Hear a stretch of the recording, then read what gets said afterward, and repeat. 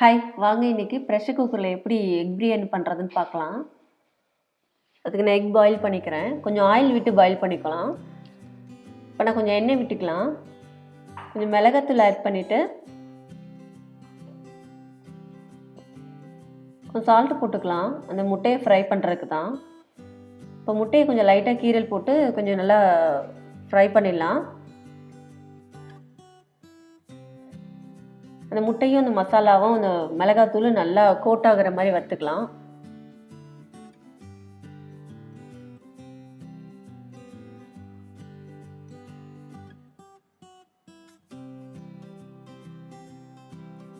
பாருங்க, இந்த மாதிரி நல்லா ரெண்டும் மிக்ஸ் ஆயிடுச்சு. இப்போ தனியாக எடுத்து வச்சிடலாம். இப்போ நான் குக்கரில் தான் பண்ண போகிறேன். அது கொஞ்சம் எண்ணெய் விட்டுக்கலாம். வேணால் நீங்கள் நெய் கூட ஆட் பண்ணிக்கலாம். இதில் பட்டை கிராம்பு இலை எல்லாம் போட்டு வச்சுக்கலாம். இப்போ கொஞ்சம் பச்சை மிளகாய் போட்டுக்கலாம் காரத்துக்கு ஏற்ற மாதிரி. இப்போ ஆனியன் போட்டுக்கிறேன். ஆனியன் நல்லா ப்ரௌன் ஆயிடுச்சு. இப்போ தக்காளி போட்டுடலாம். தக்காளி போட்டு நல்லா மிக்ஸ் பண்ணி நல்லா வதங்கட்டு தக்காளி.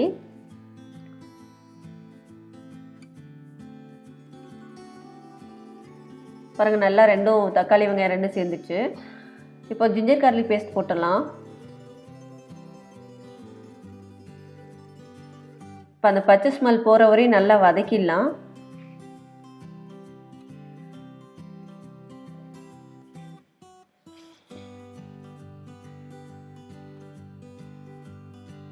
இப்போ நான் 1 டேபிள் ஸ்பூன் மிளகாத்தூள் எடுத்திருக்கேன். அதை போட்டுடலாம்.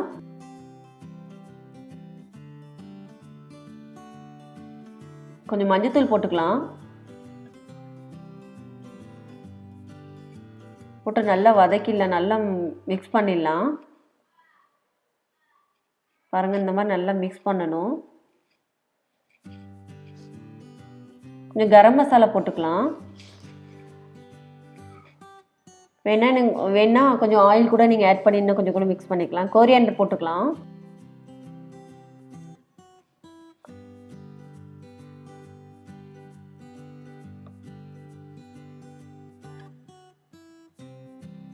இப்போ நான் அரிசி ஊற வச்சுருக்கேன். ஒரு அரை மணி நேரம் ஊற வச்சுருக்கேன். பாஸ்மதி ரைஸ் தான். இப்போ நான் அரிசி போட்டுடலாம். இப்போ நல்லா தண்ணியை வடிச்சிட்டு போடலாம்.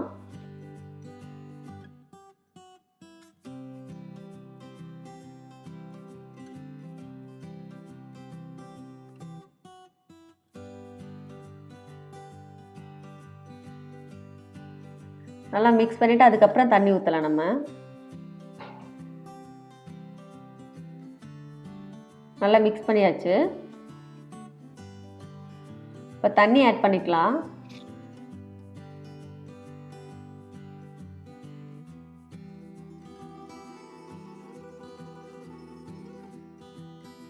பாஸ்மதி ரைஸ்க்கு எப்போவுமே நம்ம 1க்கு 1.5 தான் ஊற்றணும்.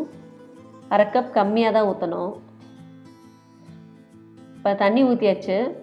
இப்போ சால்ட் ஆட் பண்ணிக்கலாம்.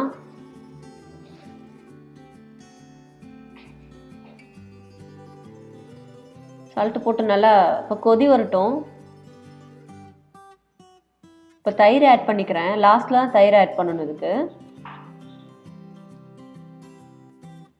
முதலே நம்ம தயிர் போட்டோன்னா ஏன்னா திரிஞ்ச மாதிரி ஆயிரும். அதனால் இப்போ ஆட் பண்ணிக்கலாம். நல்லா போட்டு மிக்ஸ் பண்ணிவிட்டு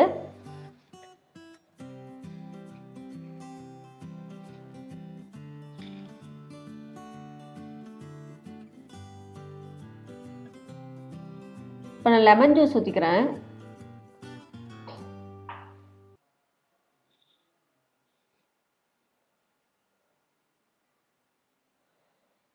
லெமன் ஜூஸ் ஊற்றி நல்லா மிக்ஸ் பண்ணிடலாம். இப்போ சால்ட்டு எல்லாம் கரெக்டாக இருக்கான்னு செக் பண்ணிவிட்டு நம்ம விசில் போட்டுடலாம்.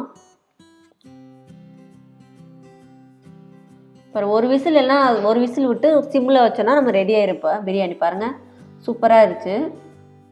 ஆறுனா நல்லா பொலுன்னு இருக்கும். நம்ம இப்போ பார்க்குறதுனால அப்படி இருக்குது. நல்லா சூப்பராக இருந்துச்சு. நல்லா பொலுன்னு தான். நல்லா கொலையெல்லாம் இல்லை, சூப்பராக இருந்துச்சு.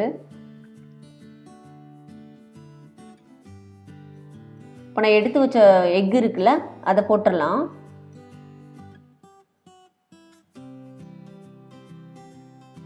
மிக்ஸ் பண்ண வேண்டாம், அப்படியே இருக்கட்டும். பாருங்கள்,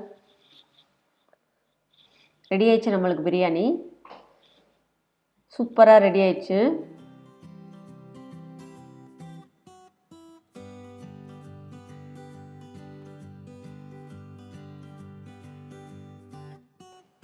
அதுக்கு ரைத்தா வச்சா சூப்பராக இருக்கும். இந்த மெத்தடில் ட்ரை பண்ணி பாருங்கள், எப்படி இருந்துச்சு சொல்லுங்கள். பாய்.